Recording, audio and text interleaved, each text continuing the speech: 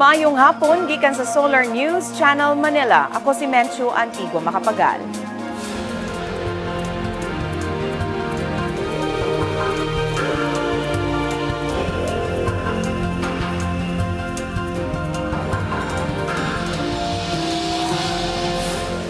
Ani ang mga balita alang sa Kabisayan ug Mindanao. Danon sa Manila ugma ang Jordanian journalist nga nabuhian sa Abu Sayyaf Group. Mihandom ang gatusan kamulupyo sa Davao Oriental sa pag-igo sa Bagyong Pablo usa ka tuig na ang nilabay. Gibantayan sa Baguio City Health Department ang posibleng pagkatap sa sakit nga influenza ug ubang sakit dala sa kabugnaw sa panahon. Og ipakita ugma ngadto kang Presidente Aquino ang rehabilitation plan alang sa Zamboanga City. Atong sayro ng front pages sa mga pamantalaan sa Mindanao. Sa Sunstar Davao, patay ang tulo ka gidudahang kawatan sa Agdao, Davao City kagahapon. Sa Bandera Mindanao, gitayog og magnitude 5.5 nga linog ang Davao Oriental kagahapon. Sa Mindanao Daily Northern Mindanao, nailhan na ang usa ka suspect sa kamatayon sa broadcaster nga si Joas Dignos.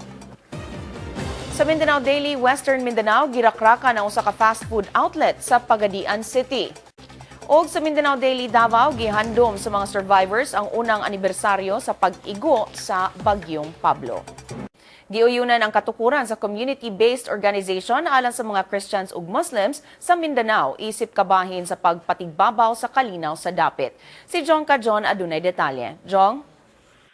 Yes, Menchu, nauyunan ang paghimo og formal community-based organization sa mga Kristiyanos ug Muslim Pilipino atol sa pagtapos sa gahapon sa duha ka adlaw nga multi-stakeholders conference and workshop sa Zamboanga City. Ipasugdahan sa National Commission for Muslim Filipinos and Armed Forces of the Philippines ang workshop. Naminaw ang mga partisipante sa mga lectures nga gihatag sa pipila ka mga speakers kalabot sa daghang issues. Lakip na ang keynote speech ni Secretary Mihol Sadain sa the National Commission on Muslim Filipinos.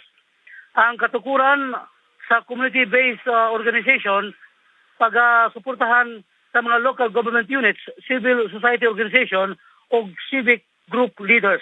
Mincho? Daghang salamat, John, reporting gikan Pagadian City. Gisugyot sa Interfaith Forum for Solidarity and Peace sa Pagadian City ngadto sa kagamhanan ang pagpanalipod sa Watershed sa Zamboanga Peninsula. Sa press conference, uban ang mga environmentalist group sa Pagadian City o Zamboanga del Sur, gitumbok sa grupo nga namiligro na ang watershed area sa Zamboanga Peninsula. Gitumbok sa Interfaith Forum ang Mount Pinuki sa Midsalip, Zamboanga del Sur nga mao'y tinubdan sa tubig sa 5 ka suba diin mausab ang source sa irrigation sa 90,000 hectares nga humayan sa 5 ka probinsya sa Zamboanga Peninsula. 2 ka tuig ang milabay gihatagan sa Mines and Geosciences Bureau ug Mineral Permit Sharing Agreement ang 5 ka mining companies taliwala sa pagsupak sa mga Subanen tribes. Kung buot ninyo matanaw pag-usabang episode karon sa Solar News Cebuano, i-like ang among Facebook page, Solar News Cebuano. Bisitahi sabang among website, www.solarnews.ph. Alang sa inyong mga sugit o komentaryo, mahimo sab ninyo kining email sa solarnewscebuano@solartv.ph. Ug mao kadto ang Solar News Cebuano hangtod ugma puhon. Ako si Menchu Antigua Makapagal. Daghang salamat ug pag-amping Kabisayan ug Mindanao.